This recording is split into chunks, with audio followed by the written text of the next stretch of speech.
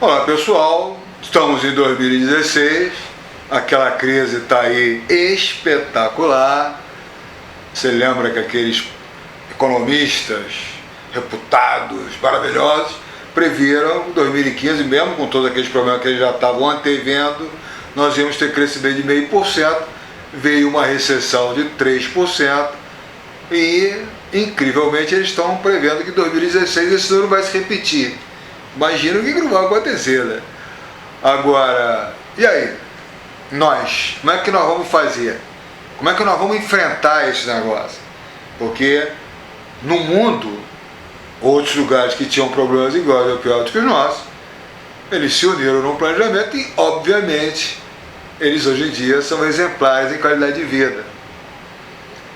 A gente tem que ver que o problema é político, é fiscal, é trabalhista, é ético, é moral, mas é principalmente político.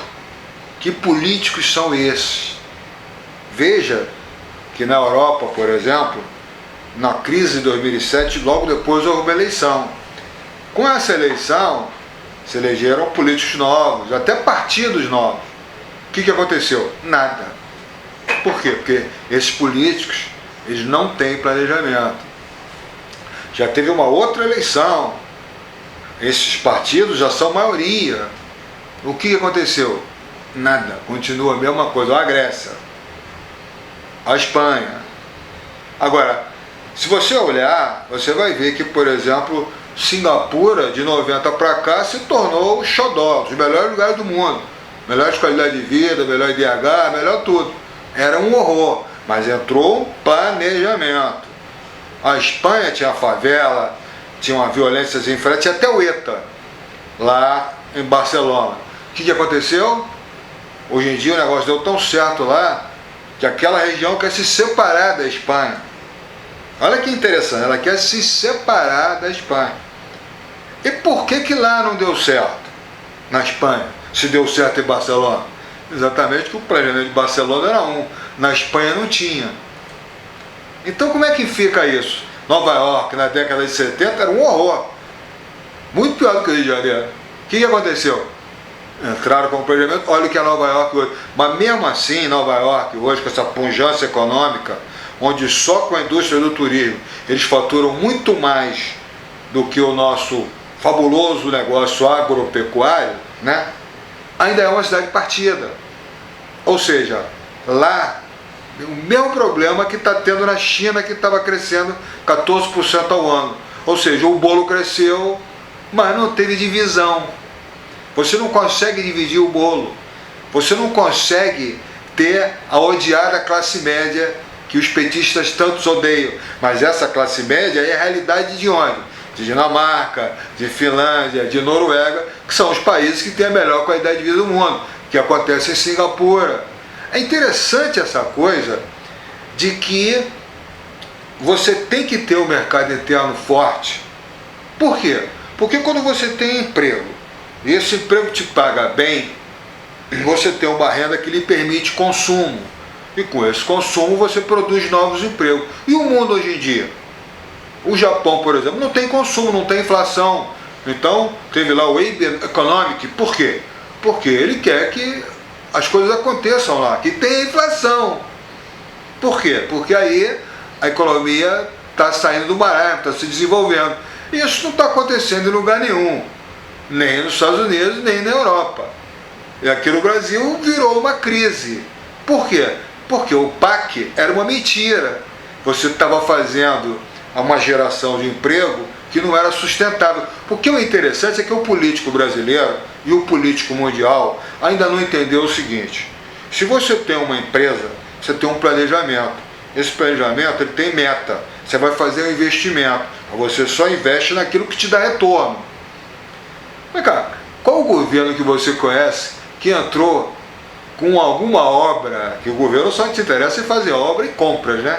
E que isso teve retorno, para que com esse dinheiro do retorno você continuasse esse ciclo? Não, a gente só teve voo de galinha até hoje. Mas por que isso acontece?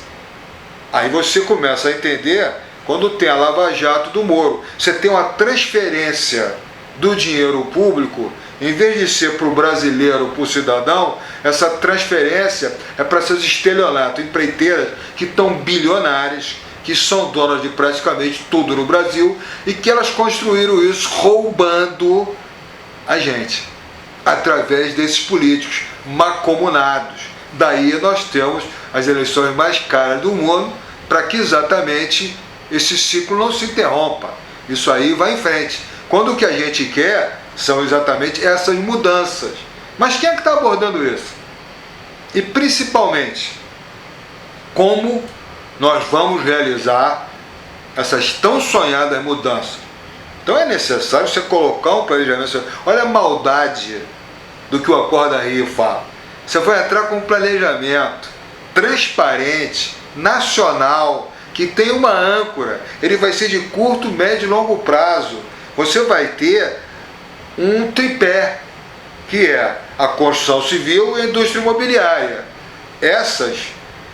Com esse horizonte que elas vão ter, que elas vão começar uma obra, quando elas terminarem, elas sabem que vão ter outras, né?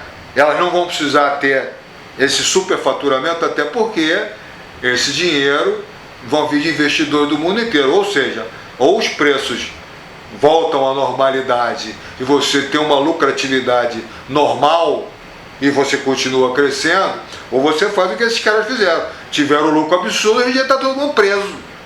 Sendo que se essa coisa continuar, essa maravilhosa delação premiada, não vai sobrar nada, porque hoje em dia está na esfera federal. Isso vai descer para estadual, municipal, e aí esses caras vão para a cadeia e vão devolver o dinheiro todo. Então é muito melhor você ter um lucro normal, mas levar uma vida maravilhosa.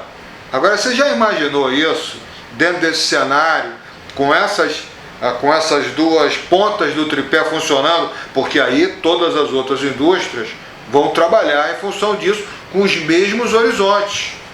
Aí tudo muda. Só que o turismo, que é a terceira perna do tripé, você investiu, fez uma série de coisas aqui, mas está atraindo turistas. Turistas esses que vão deixar anualmente centenas de bilhões de dólares. Ou seja, vão movimentar todos os segmentos da sociedade, direta ou indiretamente, simultaneamente. Como é que você vai dizer que um negócio desse não vai funcionar? Até porque isso é a nossa vocação natural e a gente pode mudar essa forma atual de fazer turismo, que todo mundo faz a mesma coisa, né? Então você não tem muita história para contar. Imagina se você abre horizontes fantásticos, você entra com milhares de atrações, porque você vai atender, né, a individualidade das pessoas, ao mesmo tempo que você vai dar a oportunidade de elas se enriquecerem culturalmente falando e terem histórias fantásticas para contarem em casa, fazendo uma propaganda boca a boca fantástica do Brasil, que vai cada vez receber mais pessoas, mais dinheiro, ou seja, é aquela coisa que não vai parar. Então olha a maldade do que a gente está propondo, porque com o sucesso do planejamento, você vai ter todo mundo remando para o mesmo lado. A gente está propondo, na verdade, é um pacto pelo desenvolvimento socioeconômico, cultural e ambiental de forma sustentável e principalmente autossustentável. Então isso, aliado à disposição mundial de onde é que nós vamos investir o nosso dinheiro, porque não tem aonde, e aqui você vai investir numa coisa que se eterniza, né? Então o negócio vai ficar espetacular. É legal, porque aqui no Rio de Janeiro, por exemplo, o Acorda Rio é muito conceituado e tal. Então uma vez eu me lembro que me sugeriram procurar uma pessoa no Palácio Guanabara. Fui lá, conversei com a pessoa, nossa, maravilhoso. Faz o seguinte, me dá um tempo, eu vou ligar com as pessoas aqui e elas vão te ligar nos próximos dias. Aí eu desci, quando eu cheguei no estacionamento, toco o telefone, eu atendi, já era, né, o presidente desse consórcio que administrava a cidade, que era formado por Odebrecht, Carioca Engenharia e OAS, essas três que estão penduradas aí. Aí o que acontece? Vou lá, mostro o planejamento, nossa, sensacional, são master plan para o Rio de Janeiro, para o Brasil, sensacional. Bom, então vamos fazer. Não, porque a gente já está aqui, amarrado aqui, nós vamos fazer esse negócio aqui, nós vamos fazer o tal de Porto Maravilha. Para quem, né, carapaz? O negócio até hoje não decolou. Você tem uma área de 8 milhões e meio de metros quadrados para você construir, indústria imobiliária, construção civil, mas o troço não decola porque o mercado acabou, as coisas vão de mal a pior, com o detalhe que o Rio de Janeiro foi a cidade do mundo que mais recebeu investimento nos últimos 7 anos, não tem um legado sequer, né? E tá tudo parado, como é que esse negócio vai sair do zero? Então esse troço todo a gente pode resolver entrando com um planejamento. Você vai botar em cima da mesa, os brasileiros, os cariocas, os fluminenses vão poder analisar, entender, aprovar, vamos dizer assim, vamos trabalhar para que isso evolua, né? Porque a gente pode se unir para que esse planejamento passe a ser, né, uma plataforma de um político que vai entrar para cumprir isso. E aí o que acontece? Isso aí vai se tornar realidade e vai botar todo mundo remando para o mesmo lado, os resultados vão puxar outros resultados, ou seja, em uma década e meia o Brasil pode passar a ser a vanguarda mundial do setor, né, levando a nossa economia a ser uma das melhores do mundo, com um dos melhores IDHs, ou seja, tudo de bom. Então, para que isso aconteça, pessoal, a gente tem que começar. E quem é que pode ser contra um negócio que é transparente, que tem âncora, que já deu certo em outros lugares, que na verdade é um pacto social, que não tem um ponto negativo? Olha só que interessante. Então, o que nós estamos esperando para nos unir, nós, porque aí os políticos vão vir juntos e finalmente isso vai se tornar realidade.